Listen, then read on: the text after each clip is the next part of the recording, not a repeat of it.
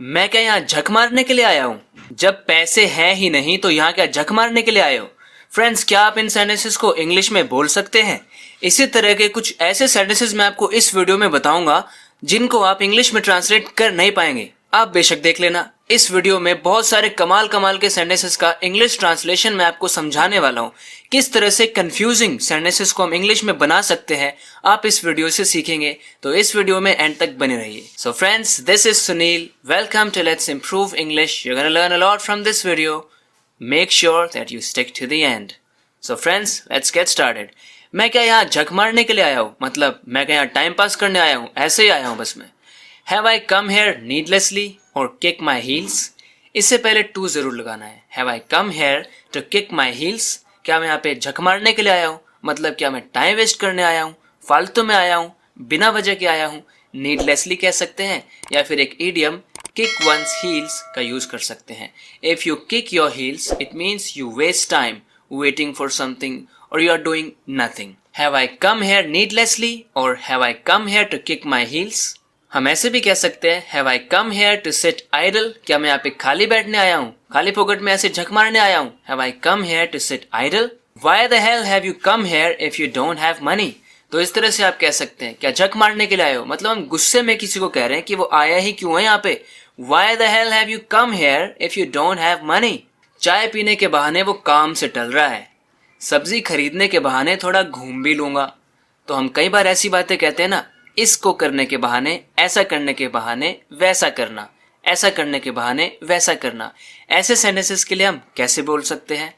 He is avoiding the work on the pretext of having T, on the pretext of doing something, यानी किसी चीज को करने के बहाने कोई दूसरी चीज करना।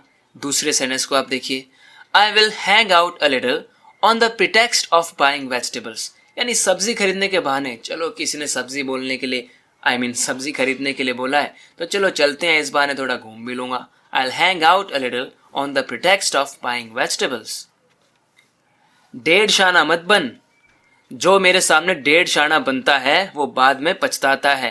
डेढ़ शाना बनना इंग्लिश में कह सकते हैं don't be over smart, don't be over smart, या फिर don't be big headed. Big headed is a person who is very smart, जिसको कुछ ज्यादा ही पता है, जो थोड़ा सा एरोगेंट बन रहा है कि उसे सब कुछ पता है। So he is big headed. The one who acts too smart with me regrets letter.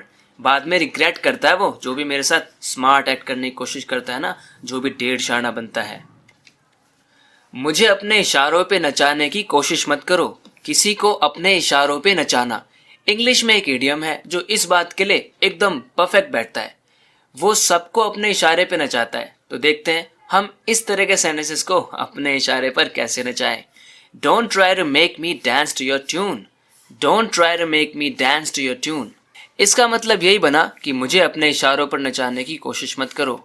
He makes everyone dance to his tune, he makes everyone dance to his tune, यानी कि वो सबको अपने इशारे पर नचाता है, अपने इशारों पर नचाता है।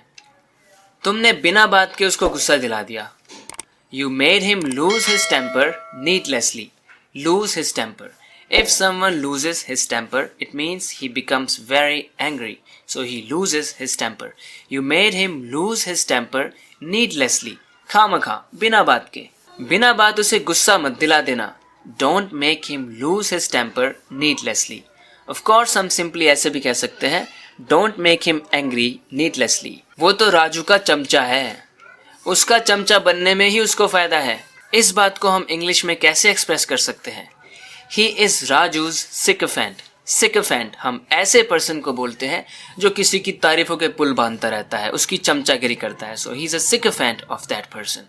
ही इज राजूज सिकफेंट। हम ऐसे इंसान को फ्लैटरर या फिर फॉनर भी कह सकते हैं। It's beneficial for him to become his sycophant. उसका सिकफेंट बनना ही उसके लिए बेनिफिशियल है, एडवांटेजियस है। मुझे आपकी तलाशी लेनी पड़ेगी।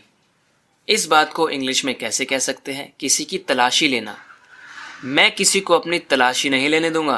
फ्रिस्क किसी को करने का मतलब होता है उसकी तलाशी लेना, उसे बॉडी सर्च करना। जी हाँ फ्रेंड्स, बॉडी सर्च को भी हम एज अ वर्ब यूज कर सकते हैं। I have to body search you, I have to frisk you, I won't let anyone frisk me, I will not let any one body search me.